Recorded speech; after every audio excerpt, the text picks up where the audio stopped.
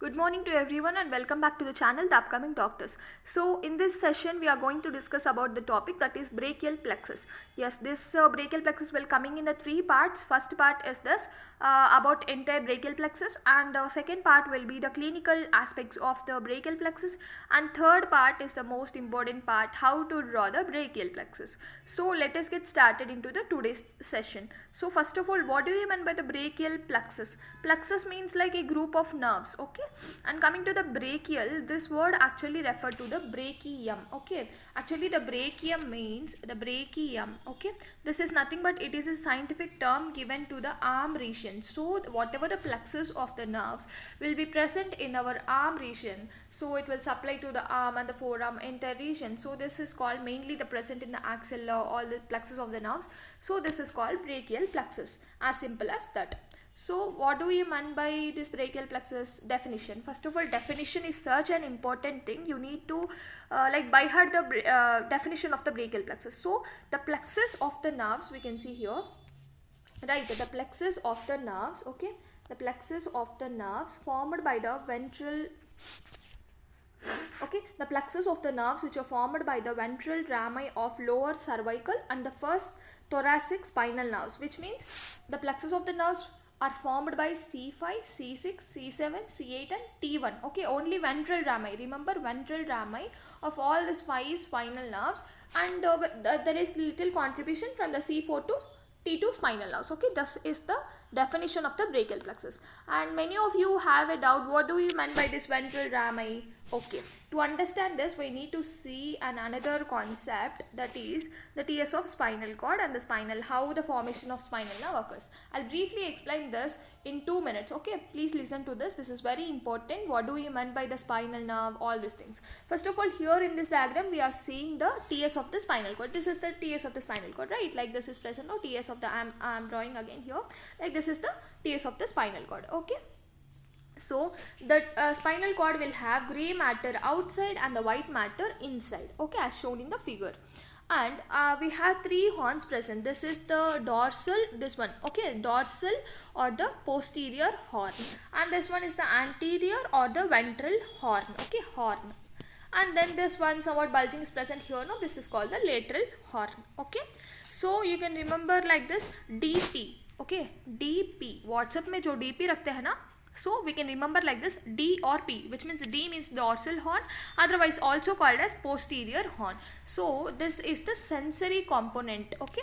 Remember, this is the sensory component. And coming to the anterior, otherwise called the ventral horn, this is the motor component, okay. Remember, this is the motor component. You can remember this mnemonic D and P, that's a DP, whatever we keep in the WhatsApp like display picture, no, that's why DP. And remaining will be anterior or the ventral horn. So dorsal, otherwise called posterior horn, it is sensory in nature, and anterior or the ventral horn, which is motor component, okay. This is all about roots, okay, and lateral root is also present here. And then this will extend like this and forms the root, okay. This is the dorsal root and this will be the ventral root. And here we can see one bulging, here I represented as a DRG, nothing but the dorsal root ganglion, okay. We can see this, and this both combine like this and forms the spinal nerve. Our spinal nerve is formed here, and then what will happen, the spinal nerve gives many components. We have three branches here, no, this one is the spinal nerve, and spinal nerve now it is a mixed one. Why it is mixed? It consists of two components, no, sensory and the motor component. So the spinal nerve is otherwise called mixed nerve, okay. It has both sensory and the motor components. Remember this is very important point, okay. And then it will give ramus. What do you mean by the ramus? Ramus is nothing but branch, okay. Three branches we have: ramus dorsalis, ramus ventralis and ramus communicans. Yes, we can see here, no, this is the ramus, okay. RD means ramus, ramus means nothing but the branch, so ramus dorsalis and the ramus ventralis, ramus communicans. We can see all these branches here. So the ramus dorsalis, why it is called the dorsalis means it will supply to the dorsal parts of the body, okay. And coming to the ramus ventralis, it will supply to the ventral and the lateral parts of the body. And then coming to this ramus communicans, we can see nothing but something communicates, no, it is a communication to the sympathetic ganglion. So it is nothing, it is called as ramus communicans. So we have three components: ramus dorsalis, ramus ventralis and ramus communicans. Clear, no? Up to this is all thing. And ramus ventralis is the longest branch, as you can see in the diagram, and then ramus dorsalis is somewhat short branch, and shortest among these three is the ramus communicans. Okay, this is all about the TS of the spinal cord and the spinal nerve. Now come back to our topic, that is the brachial plexus, right? So we can see now you got an idea what do you mean by this ventral rami. Nothing but the ramus ventralis, no? That's why you should definitely use this word, otherwise you will lose marks also. So ventral rami of C5, C6, C7, C8 and T1. Okay, and we have two variations regarding this brachial plexus. So let us see what are they. Prefixed brachial plexus, post-fixed brachial plexus. So nothing but prefixed, the name itself says if the brachial plexus root value jo hai na, so C5 to like C5, C6, C7, C8 and T1. Okay, prefixed means just one number before that C5, nothing but C4, right? So you can see here if the contribution of the C4 is very large and T2 is absent, that's why it is called prefixed brachial plexus, right? And now you can say by this, what do you mean by the post-fixed brachial plexus? Yes, if the T2 after T1, no, what will come? T2 spinal nerve will come. So after T1, T2 will come. The T2, if the contribution is very large and C4 is absent, then it is called post-fixed brachial plexus. So these are two variations which can be seen in the brachial plexus. Coming to the components of the brachial plexus, we have one like you should remember this definitely, RTDCB. You just remember this mnemonic, okay, because you have this components in this sequence only.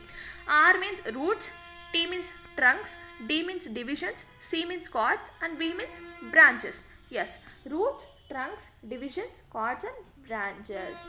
This all is nothing but the components of the brachial plexus. And we can see here the roots and trunks are present in the neck, and divisions are behind the clavicle, and cords are present in the axilla. So whenever in dissection also we can see from cords, right? You can see all these things very clearly, but from this cords and branches, no, this will be very clearly observed in the dissection part. And we can discuss now very detail about each and every component. Coming to the roots, what are this? These are the ventral primary. Already we discussed, no, C5, C6, C7, C8 and T1. You should say as many times as possible so that you can remember this root value, very important. And another one is the RTD-CB. You need to remember these 2 points, like RTD-CB is nothing, brachial plexus. Whenever the brachial plexus come to your mind, you should say 2 points.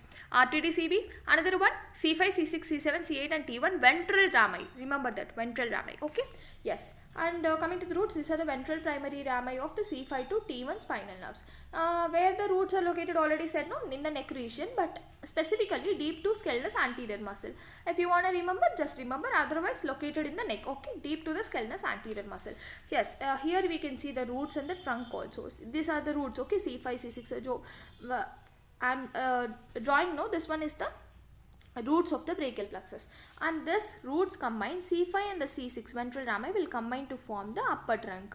There are 3 trunks, upper, middle and the lower trunk. So whatever C5 and C6 will form the upper trunk, C7 will form the middle trunk, C8 and the T1 will form the lower trunk. Okay, so this is all about the trunks. Okay, and then after trunks, trunks are present in, definitely root and trunk both are present in the neck region. On trunk especially, they are present in between the cleft between the scalenus medius behind and the scalenus anterior in front. This also if you want, remember, otherwise it's okay. Remember, trunk is present in the neck. Okay, and coming to the next one, that is divisions. And first of all, roots are present. Okay, C5, C6, C7, C8 and T1. No, this one, no. So C5 and C6, these are roots, and this is also, so these are roots, and both roots are joining to form the upper trunk, and this one alone forms the middle trunk, and this both C8 and T1 will form the lower trunk. And up to this clear, no? And coming to the next one is the divisions. So divisions means like this, again it will divide, no? So we have each and every trunk, upper, middle and the lower trunk.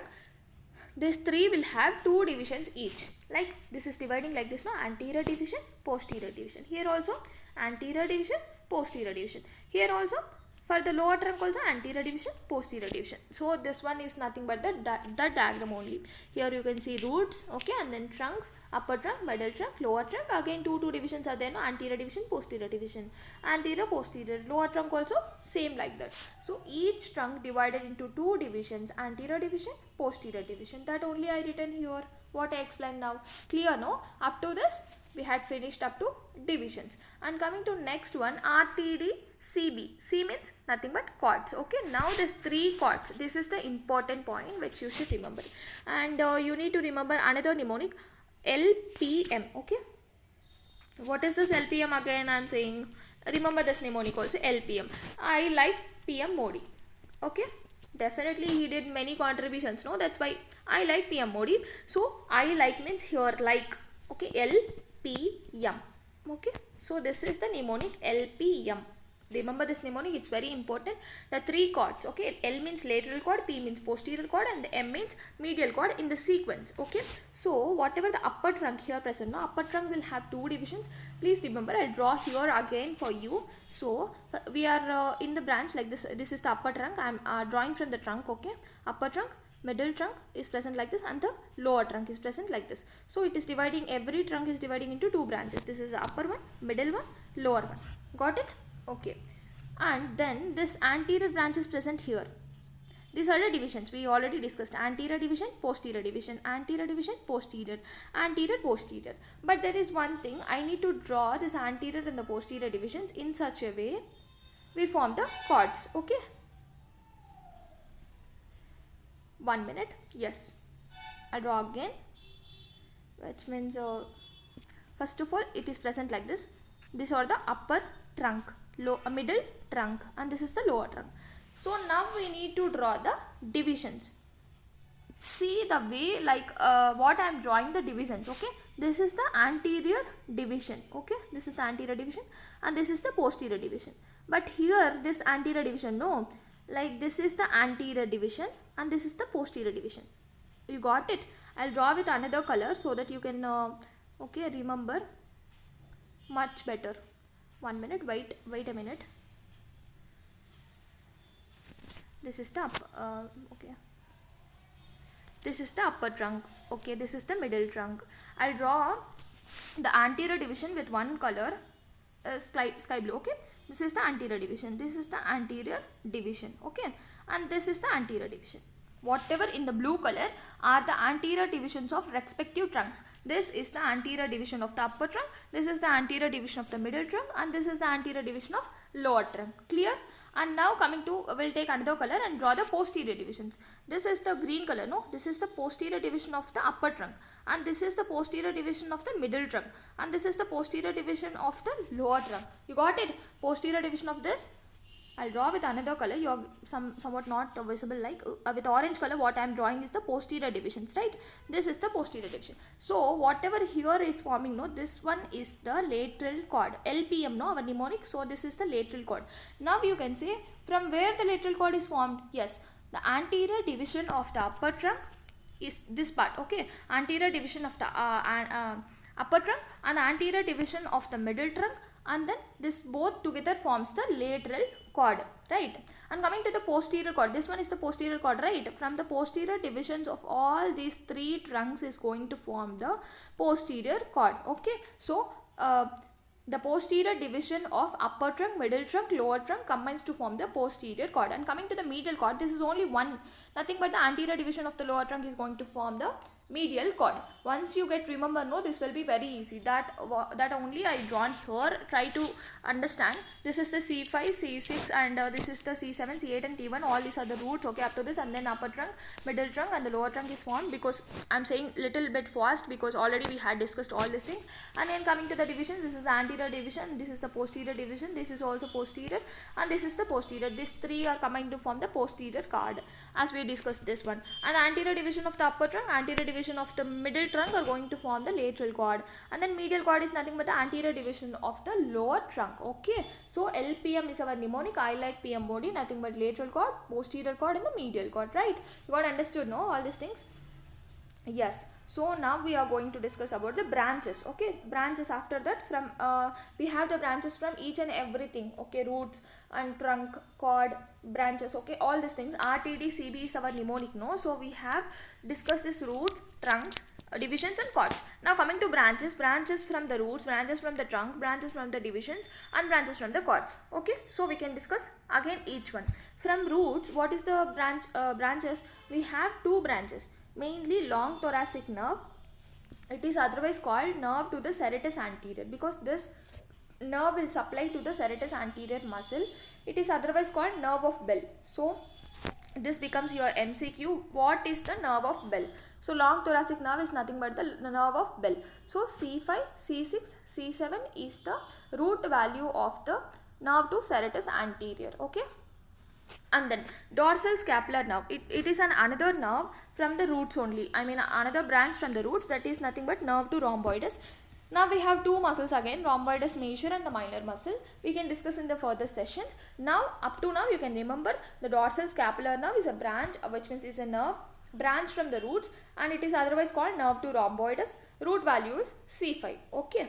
So we have two branches, long thoracic nerve, dorsal scapular nerve. And note here, remember one point, that is like in addition to the above nerves, which means long thoracic nerve and the dorsal scapular nerve, branches are given by the roots to supply. Again two muscles are there. The scalenus muscles we have discussed, no, scalenus anterior, medius, this will present, and longus colli muscle. And now remember this if you want, otherwise no problem. You can remember only one point is important, that is from roots we have two branches. One is the long thoracic nerve, another one is the dorsal scapular nerve. And coming to here, the scalenus medius and the longus colli muscles, root value is C5, C6, C7 and C8. Okay. Another one, this is very important nerve, like phrenic nerve. Phrenic nerve is supplies to mainly it will supply to the diaphragm. And diaphragm do what? Yes, it will an accessory muscle in the respiration. So without diaphragm the respiration will not be quite easy. So this phrenic nerve contribution is very important and it supplies to the diaphragm. At least remember this point. Root value is C5. Okay. This is all about the branches. And coming to the another one. Yes. And then we had discussed the branches from the roots is completed. And then RTD, CBM, next one. What is the next one? Yes, trunk. From the trunk, this is again an MCQ is there here. We have three trunks. Upper trunk, middle trunk, lower trunk. But only the upper trunk will give the branches. Other two are medial and the middle and the lower trunks. Upper trunk, right? Middle trunk and the lower trunk. Upper one only gives the branches. Okay, only give the branches. The two branches from the upper trunk are suprascapular nerve and the nerve to subclavius. You can see in this diagram, no, this is the SS means suprascapular nerve and nerve to subclavius. Clear? Okay. And then again from trunks also completed, and then from cords. This is a very important slide of entire session. So please remember whatever is present in this are each and every letter is important. Okay. So from cords is we have three cords. LPM, no? I like PM only. So LPM. That's lateral cord, posterior cord and the medial cord. Okay. Here we are seeing the medial cord. Now we can see branches from each cord. We have from the lateral cord, lateral pectoral nerve, lateral root of the median nerve and the musculocutaneous nerve. Mainly three nerves are present. I mean three branches are given from the lateral cord. And this musculocutaneous nerve, no, it is very important that it is the main nerve supply to the muscles of arm. Okay, chief nerve supply of the muscles of arm is the musculocutaneous nerve. And this lateral pectoral nerve, pectoral means it will supply to the pectoralis muscles. Okay, pectoral major, minor muscle will be present. We can discuss in further sessions. Up to now, remember there are three branches from the lateral cord: lateral pectoral nerve, lateral root of the median nerve and the musculocutaneous nerve. Okay, what is this lateral root of median nerve means? Like this median nerve is present like this first of all. Okay, and then this is the one root is coming from the lateral cord, another root is LPM, no. So these are the cords, no, LPM. So one is coming from the medial cord, another branch is coming from lateral cord. For the median nerve, for formation of the median.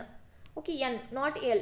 This is the medial. Again, remember the spelling is very important. This is the L, medial, and this is the median. Okay. So, whatever the branch coming from this one is the lateral branch of the median nerve, and this is the medial root of median nerve. Okay. This is nothing but all the thing. Okay. And we have discussed this lateral cord, no? And coming to the posterior cord, we have a mnemonic here again, star. Okay, what is it actually helps to remember the branches. S for upper subscapular and the lower subscapular nerves. Okay, again one more thing, C5, C6, C7 is the root value for this three nerves of the lateral cord. Okay, This is the root value. And coming to the posterior cord, we have a star mnemonic that we have 5 branches from it. So star means upper subscapular, S means upper subscapular nerve and the lower subscapular nerve, and T means thoracodorsal nerve, A means yes axillary nerve, R for radial nerve. So we have completed all the 5 nerves. Okay, these are the 5 nerves we have, right?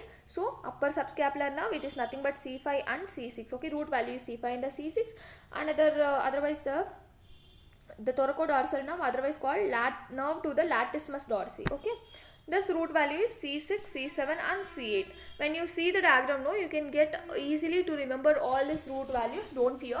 And the lower subscapular nerve, it is nothing but C5 and C6. And we have main nerves, radial nerve and the axillary nerve. C5 and C6 is the root value for the axillary nerve, and entire brachial plexus, no, whatever the root value of the brachial plexus, that will be the root value of our radial nerve also. So you can remember easily C5, C6, C7, C8 and T1. It is the root value of both radial nerve and the brachial plexus. Please remember, like brachial plexus, no, B kept after B, what you will get in the brachial plexus, R only, no. So remember like this, B, R. In the brachial plexus we get like B and R, no, just side by side. So you can remember like this, B for brachial plexus and R for radial nerve, like that. Remember, so both will have the same root value. Okay, so coming to this posterior cord, we have finished that.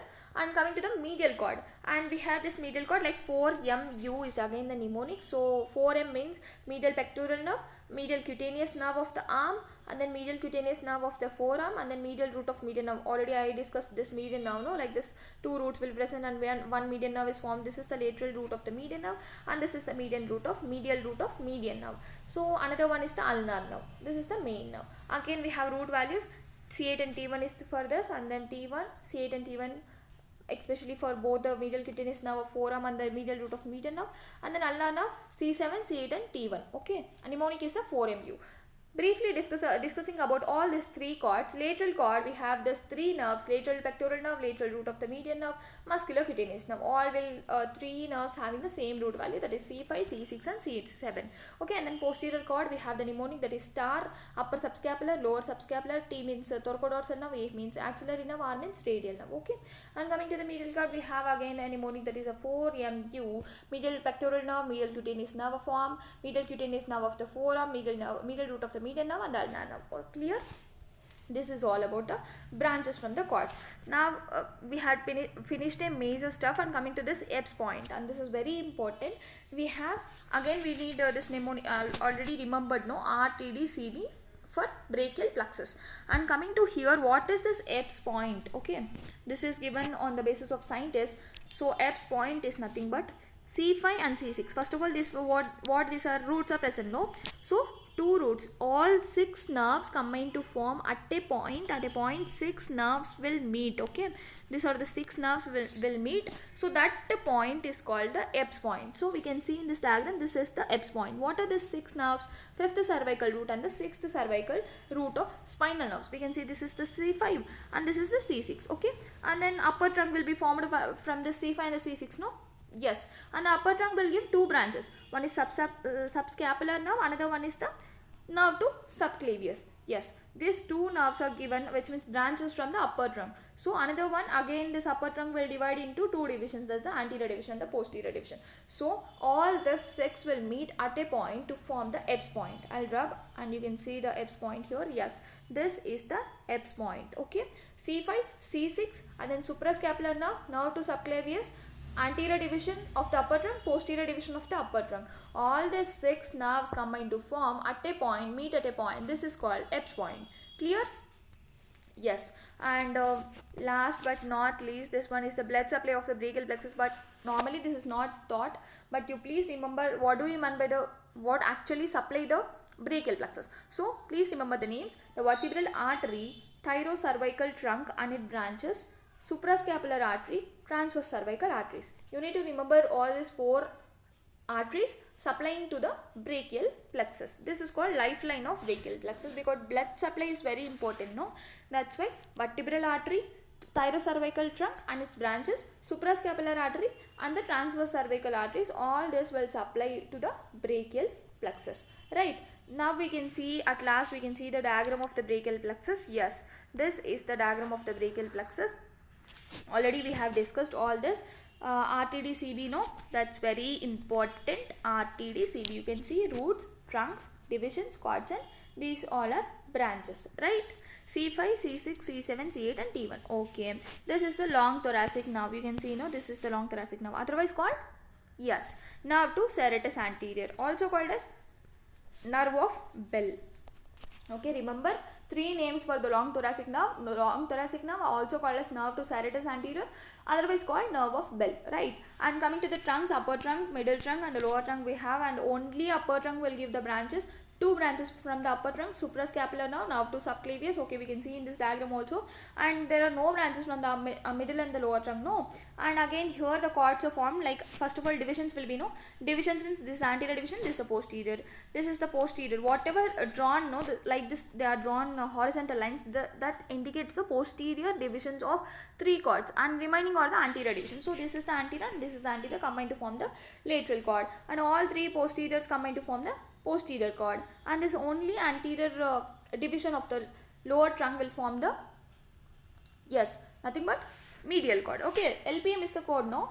I like PMOD, lateral cord, posterior cord, medial cord, right? And coming to the branches, you can see here very clearly the lateral pectoral nerve, musculocutaneous nerve is the one nerve, another one is the lateral root of, yes, here we can see M shape, no, this M shape, what I draw here, no, this M shape is nothing but this is the musculocutaneous nerve, and this is the medial root of the, like, lateral root of the lateral cord, and this is the medial, this nerve is the medial root. Okay, and here we form the median nerve, like this it is formed, no.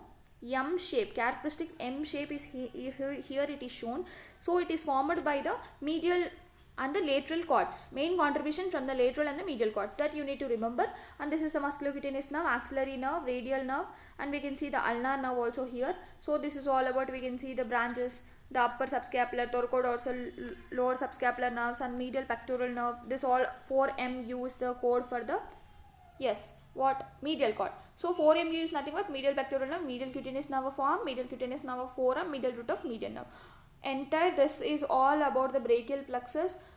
So this is all about the brachial plexus. So wait for the part 2. In that part 2 we can discuss the Eppes paralysis and the Klumpke's paralysis, very important clinicals of the brachial plexus. So stay tuned for the part 2. Thank you so much for your support. Please like, share and subscribe to this channel, so that you'll get each and every notification, and join the Telegram channel for the notes, and follow me on Instagram with handle the upcoming doctors. Thank you so much. Thank you.